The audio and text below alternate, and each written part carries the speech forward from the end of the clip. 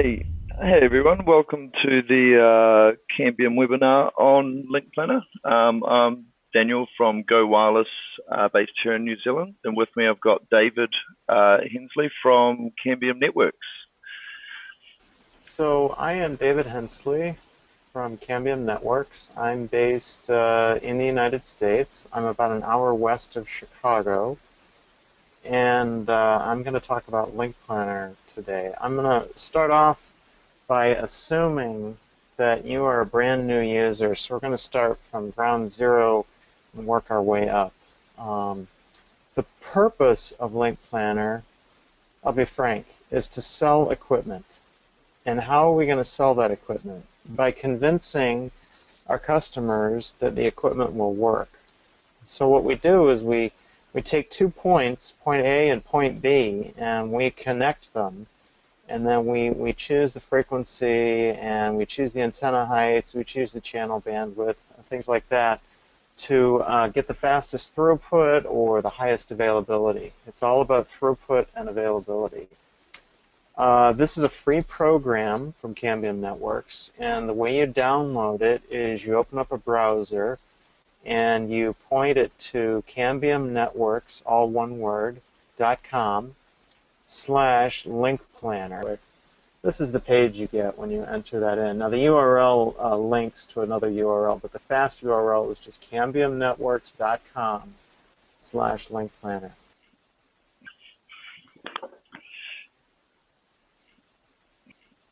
What you do is you sign up for it by requesting a new access token. You'll exchange some email with us. You'll get an access token, paste it in here, and then test your profile service. And when you do that, it will check the username and the access token. If it's correct, it'll look like this. And then when you connect 2 points, you will get a path profile almost instantaneously. There are some other things you can check in here, like your units. I'm assuming you're going to want to use meters and kilometers. I'm a United States guy, so I'm much more familiar with feet and miles. I suspect that you are far more familiar with degrees, or decimal degrees. That's what I'm using here. But you can use degrees, minutes, second, or just degrees and then decimal minutes. But I'm going to leave it right now to degrees, decimal degrees. I'll let you check some of these other things on your own. There's a lot of features here, and I'm just going over the basic stuff that you'll need to connect 2 points. So the easiest way to do this is to fire up Google Earth, which I've done right here. And I have flown into a location in Papua New Guinea. And what I have done is I've put down 2 push pins here, point A and point B. And the way you do that is you just push the left click on the push pin button that adds a place mark, and then you can just, you can put another point in here. Let's put in a point here, call it point C. And this is what you do when you're in a real hurry. You can put this stuff down. If you don't have time to do a site survey and you just can't, you've got to get out a proposal in a hurry, you can use Google Earth to get your points established really quickly. And you can zoom in and be quite precise about where you want your locations, where you want your antennas to be located. It's just a matter of how accurate and how detailed the Google Earth data is at the time. Now your next step is to create a new project in LINKPlanner. So let's go back to LINKPlanner and go up.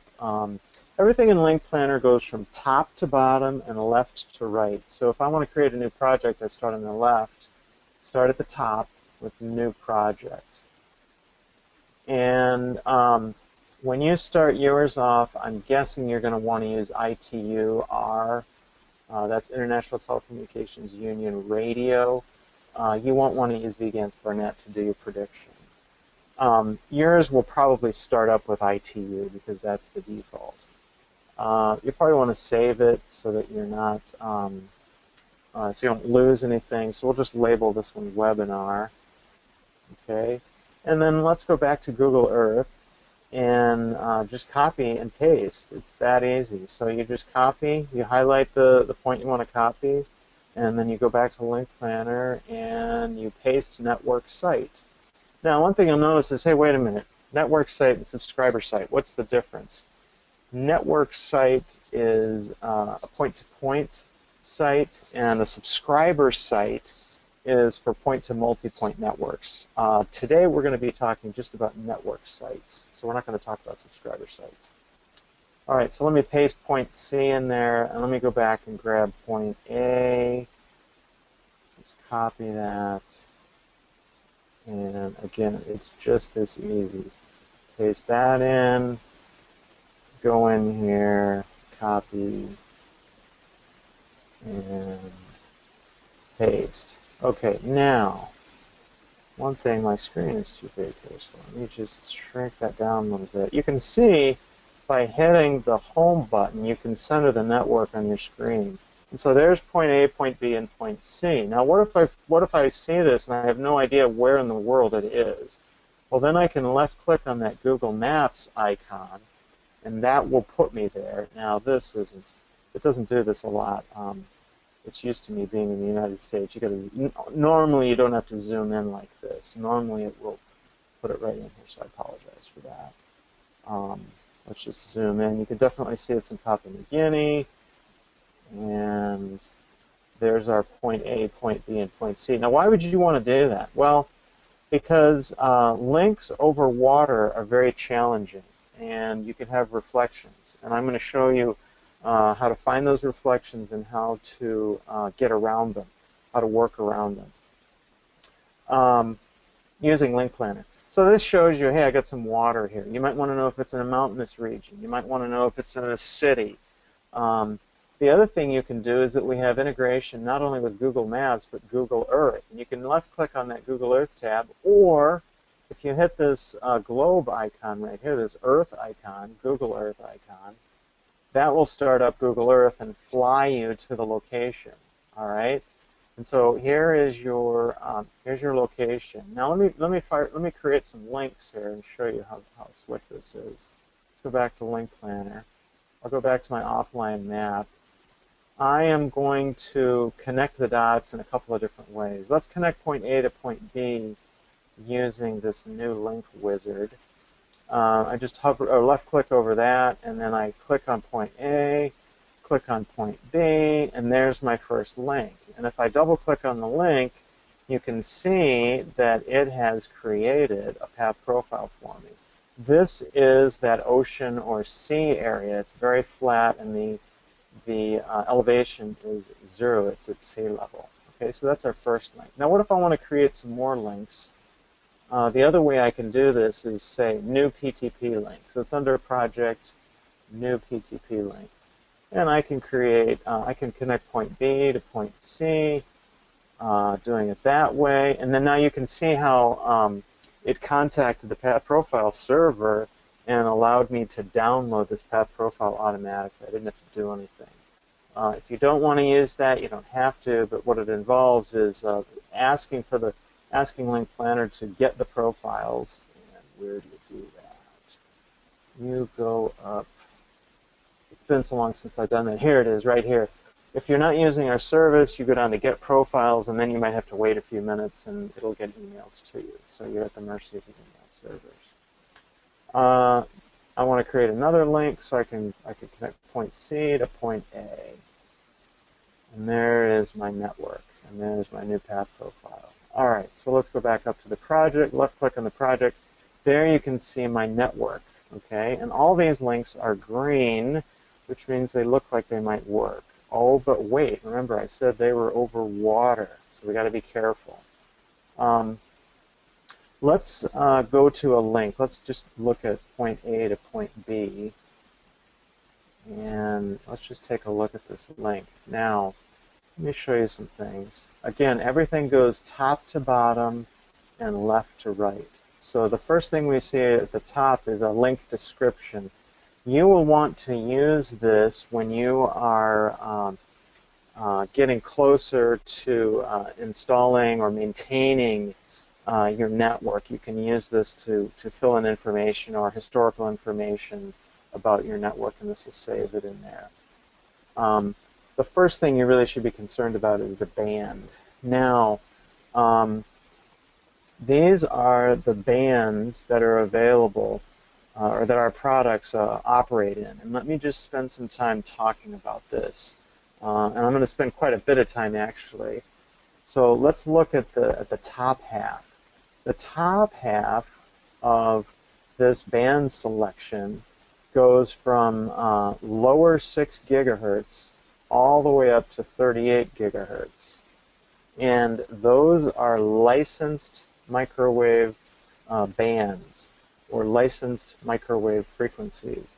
And internationally, different frequencies are used depending upon where you are in the world. Being a United States guy, I'm most familiar with what's going on in the U.S., so I'm going to apologize for that in advance. What do we use in the United States? Well, lower 6, some upper 6. We have links at 11, 18, 23, and then very rarely 38. Okay. Now, what about EMEA? Or what about Central and Latin America? Or what about APAC, for example? Well, you might use 18 gigahertz. You might use 7 gigahertz. You really need to be familiar with what your country-specific regulations are to know whether or not this will work in your country. Now, we do a little bit of that. You can see. Let me skip ahead over here. You can see regulation. Okay.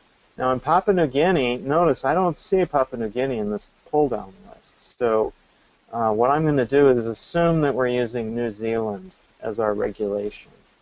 Okay, so let me just start that off just right there. Okay, let me go back here. So you're familiar with the licensed microwave frequencies. Now let me talk a little bit about those. Those are single carrier line of sight products. So what does that mean? Single carrier means you are modulating a sine wave digitally, okay? But it's a single carrier. It's not OFDM. It is not like WiMAX or LTE. In fact, it requires line of sight between the transmitter and the receiver. So between point A and point B, I must have a line of sight path. Do not plan links using LINKPlanner for licensed microwave links that have excess path loss, and I'll show you what that is a little bit later. How do I know if my link is line of sight? Well, you can look right here. Line of sight. It says that this particular path is 1.3 kilometers, and it's a line of sight link. Now, if I scroll down here just a little bit, we're getting way ahead of ourselves, but let's look at this. Excess path loss right here. That has to be 0 for this to be a line of sight link. Okay, so let's keep that in mind. All right, anything else that I need to say about licensed microwave? Yes. Each one of these bands has separate regulations as far as the channel bandwidths that are allowed. Some of the bands have wide channel bandwidth options, and some of them have, say, 7 or 14 megahertz only. Some of them might go up to 56. Some of them might go up to even higher bandwidth. It just depends on the product, and it also depends upon the regulation in your particular part of the world. Enough about licensed products. Let's look at some unlicensed products or lightly licensed products. I'm going to start down at the bottom. The 2.4 is a low-cost ePMP product that we offer in a PTP version. 2.5 is primarily a WiMAX band in the United States. I'm not really sure what they're doing with that internationally. 4.5, 4.8 are typically government bands in the United States, probably the same internationally. 4.9 in the United States is a public safety band, and that is available internationally. Again, it just depends on where you are in the world. This is the traditional 5 gig band, if you will, 5.1, 5.2, 5.3, and then a huge swath in 5.4 and 5.8. In 5.8, we have anywhere from, I believe it's 125 to 150 megahertz, and in 5.4, we have about 255 megahertz available. Now, what do I say when I mean unlicensed? If you are deploying an unlicensed link, you have to cooperate with the other users in that area. If you deploy and interfere, or if you deploy, someone else may interfere with you, and so there's a lot of cooperation involved. However, these products typically work fairly well together depending upon how they're deployed, and so sometimes you don't have to be too worried about other links interfering with you. In addition, when you plan these links, we have an option that I strongly recommend you take advantage of. It allows you to add interference to a link, and that will allow you to plan to have other people or coexist or co-locate with other links in that area. 5.9 is another band that's available, and just, again, depends on the part of the world you're in. So unlicensed is 5.9 and below. Licensed is lower 6 and above. Now, some of these that I mentioned, like the government and public safety, those are licensed as well. Again, I apologize for not knowing exactly what the regulations are in your part of the world. Now, once you select a band, let's just do it, 5.8, then we will give you, or LINKPlanner will give you, all of the options for the products that are available in that band. So 5.8, you can see that we have the EPMP, like I mentioned, PTP 650, the 700. We include some products that are retired. Now, why would we do that? That seems awfully tempting. Why don't you offer this product? We support products that are quite old, and people still need to plan using those products, be it reuse or they want to continue to monitor their network. So we have to support the existing products that we've released before. And we've deployed quite a few links around the world, which explains how we've got so many products down here. We also have the 450i, the 450, and then some other retired products. Now let me just show you what this looks like in some other bands. So quite a lot of products in the 5.8 band. Let's go down to, let's just try 18 gig. What have we got in 18 gigahertz? You can see we have the 820, the 810, and the 800. So those are our licensed products. The nomenclature we use is PTP and then the band, 1.8, and then these last 3 digits are the products. So it's the 800, the 810, and the 820. Let's go back to 5.8 because I'm guessing that's probably what you're most interested in. And I'm going to stick with the 650. So let's just stick with the 650. I'm going to leave the capacity to full. You can use a light depending upon what your throughput needs are and what your budget will allow. I've already talked a little bit about the regulation.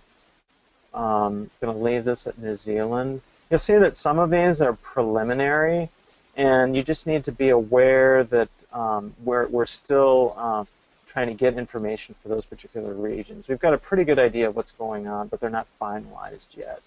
So you can see we've got quite a bit of options here for the regulation.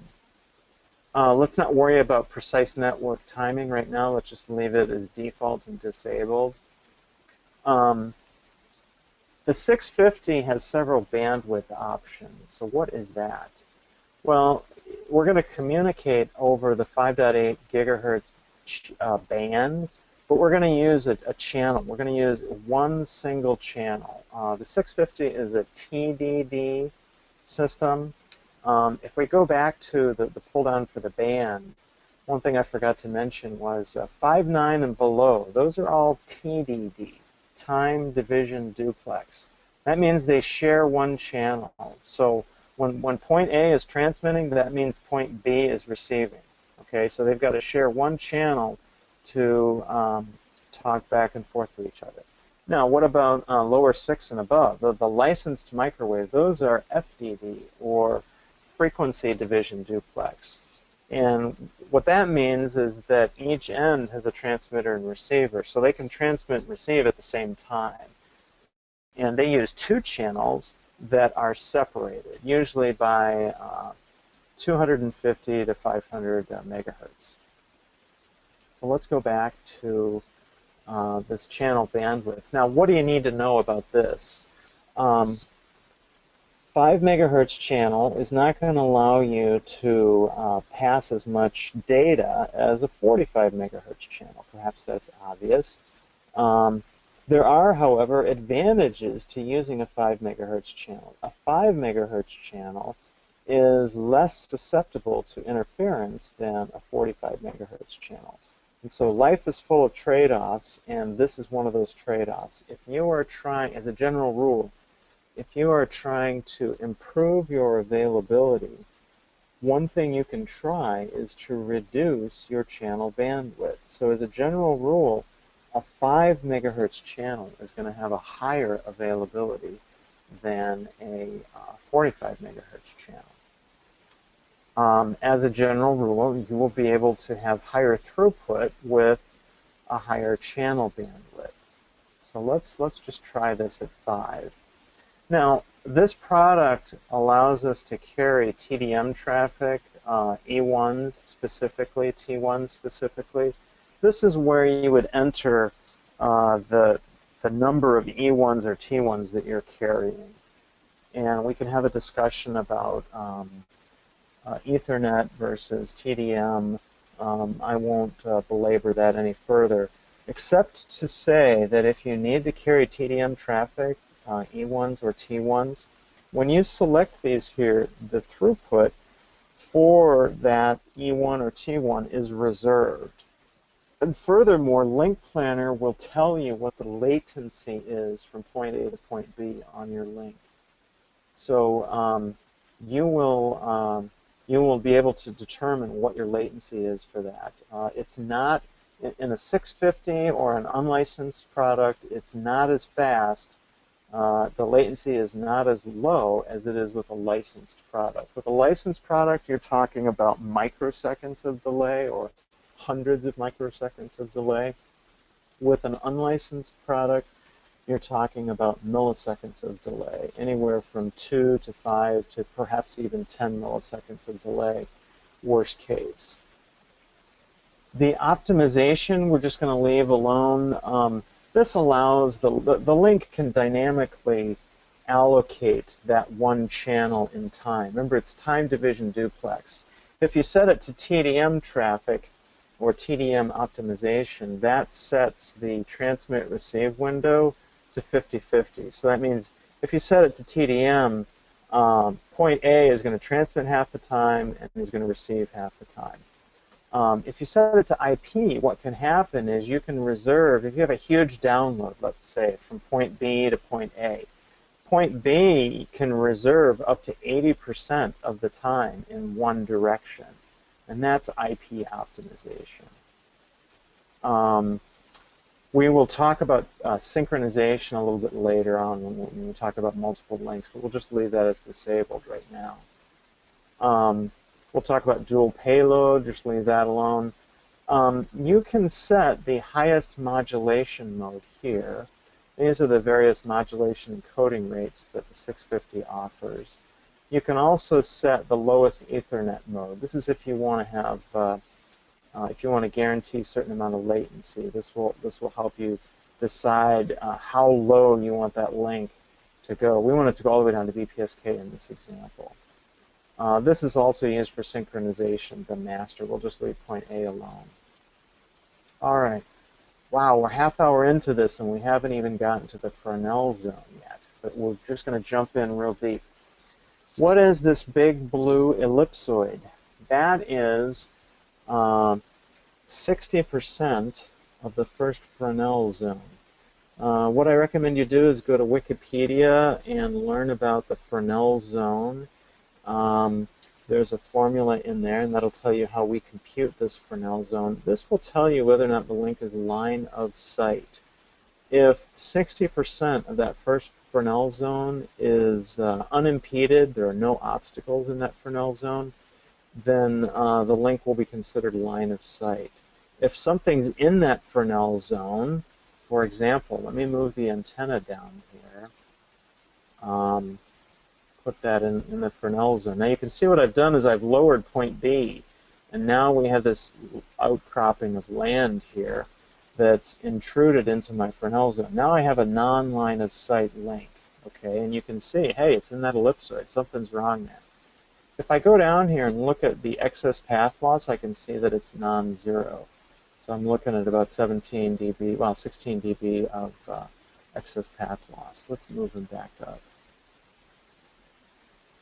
All right. So there is my first Fornell zone. Now, what's this crazy red line? Well, that points to the first object along the Earth that I need to be concerned about, and that's this outcropping, as I was mentioning before. Now, what about reflections? I'm really concerned about reflections. So we have this thing in LINKPlanner that allows us to analyze reflections. And that would, what you do is you right-click in this area of the profile, and then you left-click on reflection parameters, or edit reflection parameters. This allows you to analyze the reflection. Okay. Now, what's it doing here? Well, it's plotting the first Fornell zone of any reflections, and I can guarantee you there are going to be reflections because you have this flat sea area here, or flat ocean area here, and this is going to reflect into each of these antennas. And this can be a problem. It can cause constructive interference and destructive interference. So it can be both good and bad. And what we need to do here is prevent those reflections from getting into the antenna. And you can see here that that's exactly what we've done. This outcropping here is blocking those reflections. So we do indeed have a line of sight path, and it's a direct line of sight path. We're not going to have problems with reflections. What you do, this was kind of a simple case. What you do, if you have other links, you need to move this blue line up and down until it is right on top of the reflection point. So you can see here I've put that reflection point 10 meters above sea level, and that's actually not where the reflections are. The reflections are at 0. So if I were really using this, I would put that back down to 0. But if you had a flat-topped building or a runway or something like that that you were concerned about reflections, you would put this onto the elevation where you thought it was.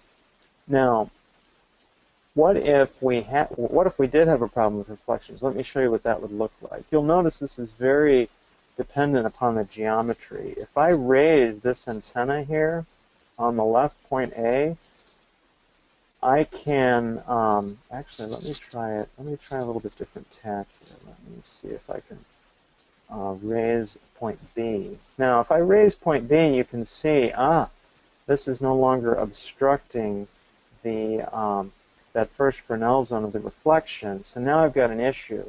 This will tell me my optimum antenna spacing based on these reflections. Now, what does that mean?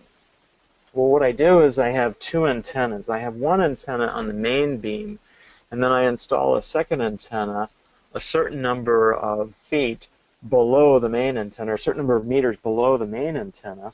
And when the main antenna is receiving the interference signal, the second antenna is not receiving that interference signal.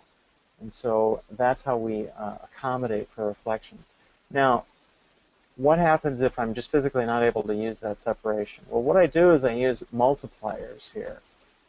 And I might use a multiplier of 3 or 5. And what that will do is it'll give me the antenna spacing, and then I have to choose point A or point B that I'm talking about. The optimum spacing uses this multiplier of 1, but again, I can use odd multiples here, and I can increase that distance if I need to. You would do this, for example, if you had, I don't know, if you had huge dishes and you simply could not mount them that close together, you might have to choose a different multiplier. All right, enough about reflections. Let's carry on. Let's move our antenna down here since we're not going to have a problem. Now, what do I do next? Now that I've looked at my path profile, oh, what else could I do here? If I look on Google Earth, I can see that there might be some trees there. So what I can do is add those into my path profile. And what I do is I kind of guess where that is. That's probably between 1 and 1.1 kilometers along the path.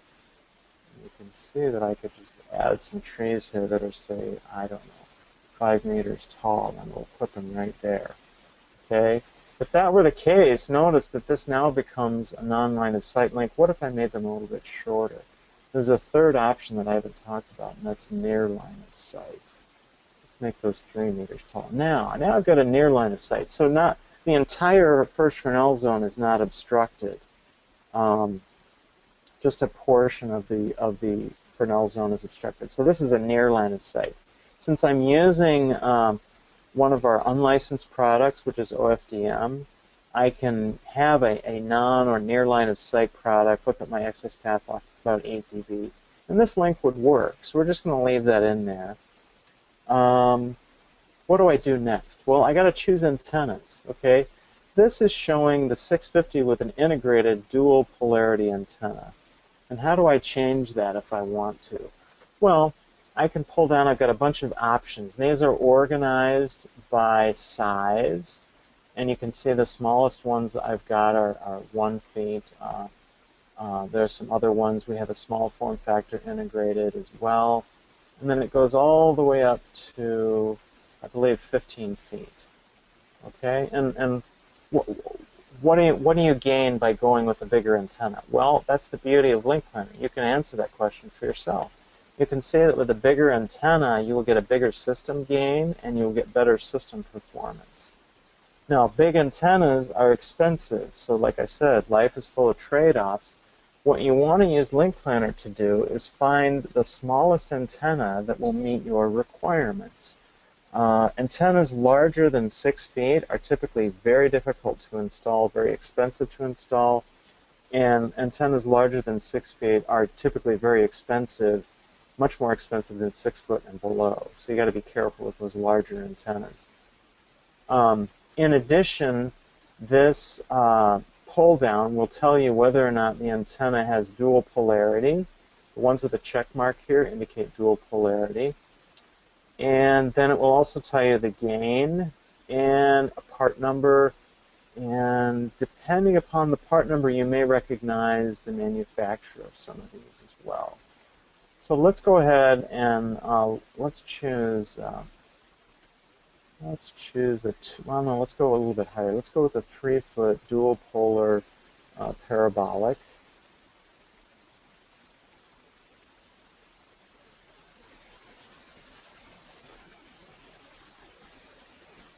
I think I chose the same one on both ends, 4504, yes.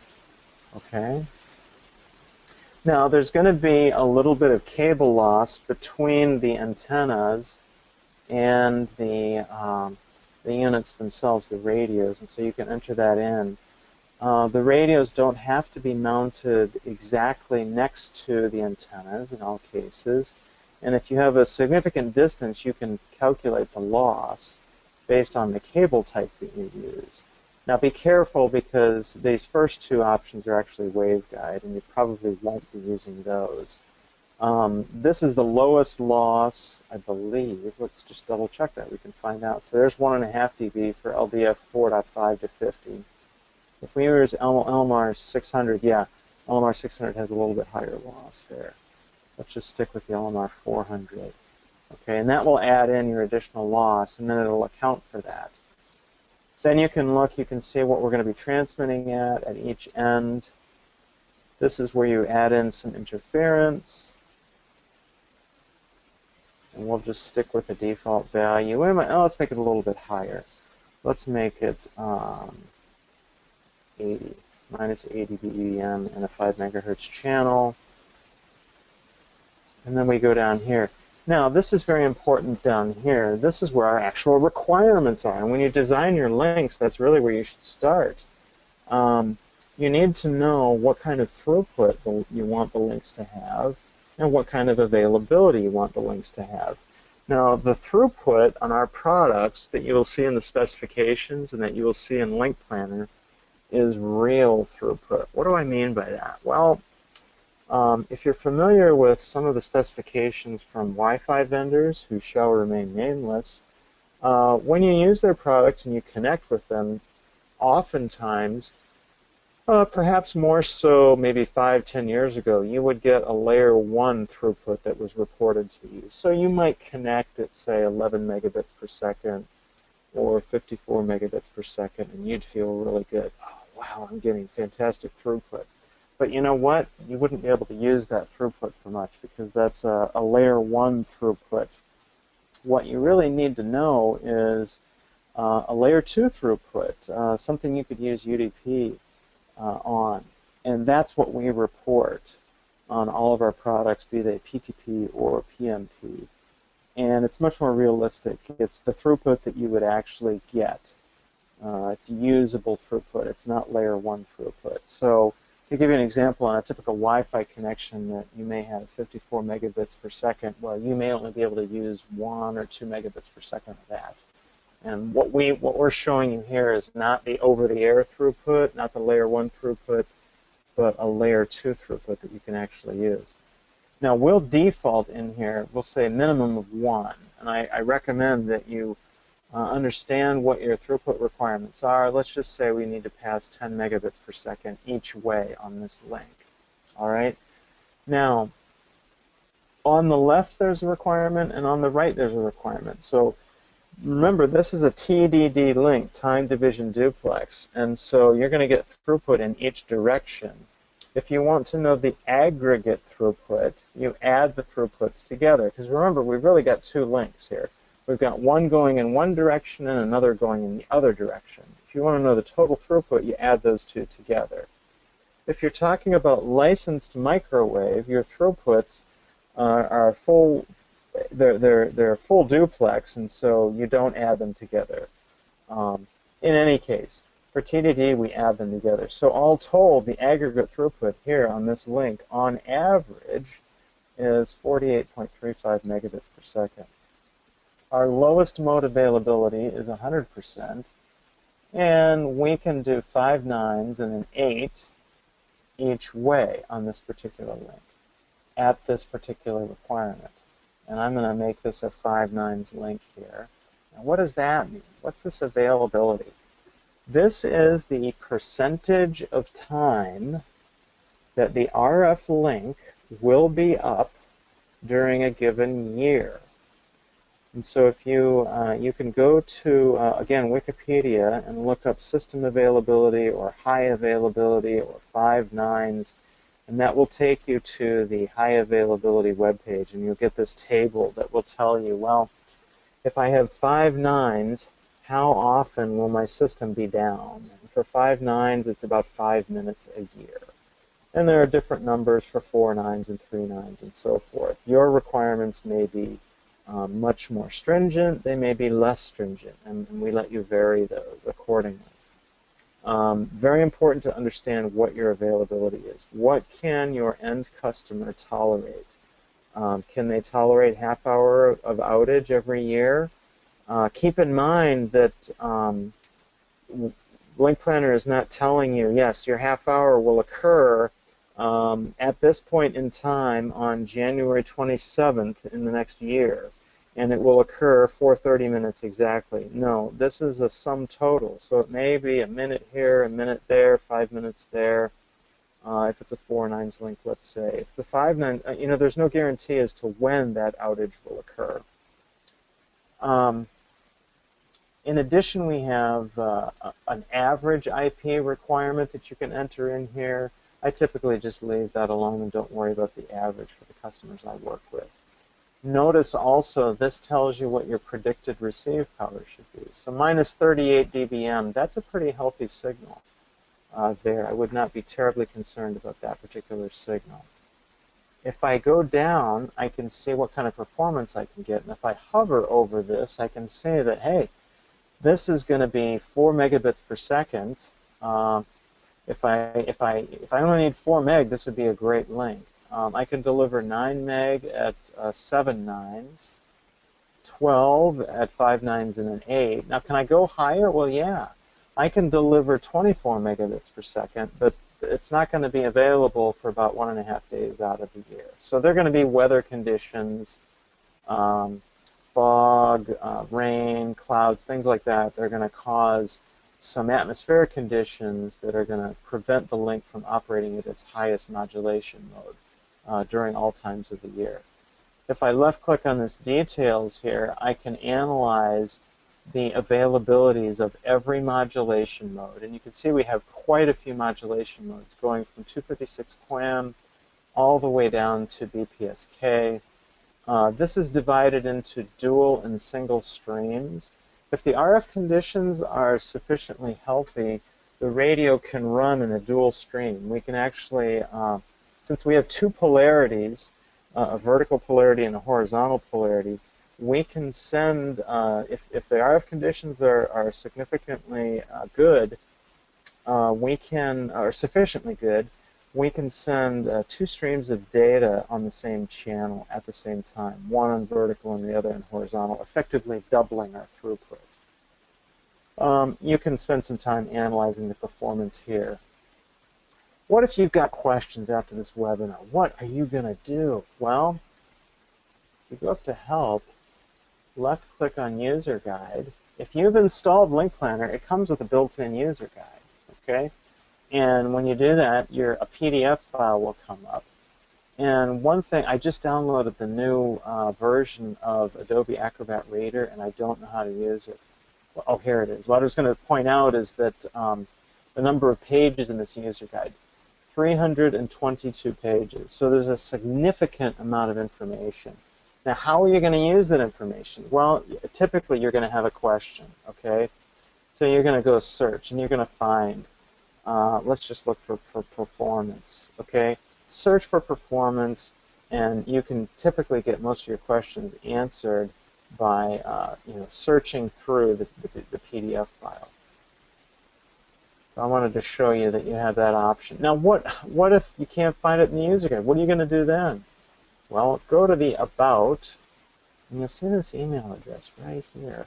This is an awesome email address. If you send your question to linkplanner.ptp@cambiumnetworks.com, one of these people down here is going to get that email, see it, and reply to you. And we're very good about replying to these. We want to make sure, since this is a sales tool, we want to make sure that you get your questions answered and that you're available, you're able to plan links. And so we answer these questions as soon as we possibly can. I am also a recipient along with several other people. So we see these emails come in on a regular basis. And they're pretty typical questions like, hey, can I use this band? What about this terrain data? What happened there? And so forth. Let me back up just a little bit and talk about the terrain data. What is this? Where are we getting that? In the early 90s, there was a space shuttle mission where the entire Earth's surface, or most of the Earth's surface, was mapped using a radar. And it's called SRTM, Space Shuttle Topography Radar Mission. And if you Google SRTM, you will find out more information about it. In addition, we have more information about it in the user guide. Since they used radar to map it, what you're going to find is that we're going to recommend that you add obstructions. Radar, depending upon the time of day, the angle of grazing, where the shuttle was with respect to the Earth it was mapping, it may or may not pick up some of the obstructions, like foliage and things like that. If there are leaves on the trees, it'll pick it up. If there weren't, then it won't. So don't take any chances. Just add in the obstructions. In addition, you need to look in the user guide for more information about resolution. Is it 3 meter? Is it 30 meter? It just depends on where you are on the Earth's surface. Some misconceptions that I want to avoid. We are not using Google Earth to do this. The Google Earth the integration that we have is purely a pictorial integration. We have the SRTM database, and we are making modifications to it and improving it, our own database. Now, it just so happens that Google Earth uses another SRTM database that they're probably upgrading as well. But the similarities end there. So we're not using the exact same data that Google Earth is using. All right, let's get back real quick because I don't want to miss out on anything here. Bill of materials, lastly. What do I need to complete this link? You know, what have we looked at? We've looked at the antennas. We've specified how tall they need to be. We've figured out how big they need to be to close that link and to get the throughput and the availability that we need. Well, what kind of equipment do I need? Well, this is a list of the equipment. So here we have the PTP 650. This is the big guy, the heavy hitter. We have a lightning protection unit. You can see we need 2 of those. By the way, you buy PTP 650s per unit or per end. You don't buy them as a link. Let's see, what else have we got here? It looks like we've got a power supply. Oh, we've got this 3-foot antenna here. And then we also have some Cat5e Ethernet cable. Now, this is outdoor rated Ethernet cable. Be very careful and avoid at all costs using indoor rated cable. It will not last in harsh environments. And we also have some grounding kits. Now, is that all you need? Well, left click on this new extras button, because there's a whole plethora of things that you can purchase in addition to that. The 650 supports encryption, for example. If you need different kinds of cable, if you need to purchase PTP sync, if you need some spare RJ45 glands, we have a crimp tool. We have a GPS receiver. If you need to increase the capacity, this is where you add those things in. You may want to rack mount your PTP sync box instead of mounting it on the wall, for example. You can get those in here. There are some additional licenses that you might want to purchase. There are some power supply options, and it looks like we've got a different line cord for Australia that might come in handy. I talked a little bit about security with AES. We have a whole line of switches that we offer. Should you be interested in extreme network switches, we offer those. And then we also, this is where you can see what your warranty options look like. And the Cambium part number is listed right in here. Now, that's all well and good, but it doesn't do me much good inside of LINKPlanner. How do I get it out of there? Well, you can left-click on View in Spreadsheet, and Excel will pop up, and it will give you the bill of materials, and then you can organize it the way you want to. Part number, description, quantity. I usually organize these in RF to Ethernet. I like to see that. It helps me make sure that I've got everything I need. So I'd put the antenna at the top, and I'd put the radios at the bottom, and the Ethernet cable at the bottom as well. That's left as an exercise. One question you might have is, hey, you know what? I don't want to use Google Earth to plot all of my points. What I want to do is, I've got a spreadsheet with latitudes and longitudes. Well, let me show you how you use that really quickly. There's a wizard. So set up your spreadsheet so that you do your conversions. Create a spreadsheet that'll get you into these decimal degree format. And then what you can do is, I've got a little subtable over here. And I've got a site name, latitude, longitude, antenna height. I can literally copy that from Excel and then go over into LINKPlanner. I'm going to create a new project to do this. I can paste network sites, and it will start up a wizard. And that wizard will guess at what data I've provided. So this is correct. Name, latitude, longitude, and then antenna heights. You'll see that where you can change it. If it's guessed wrong, it'll change that for you. And then if you specified your height in feet, you can change that.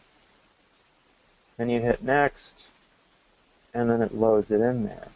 And then you can use the map, you can zoom in on certain portions of your network using this magnifying glass. And you can see, yep, there are all my locations.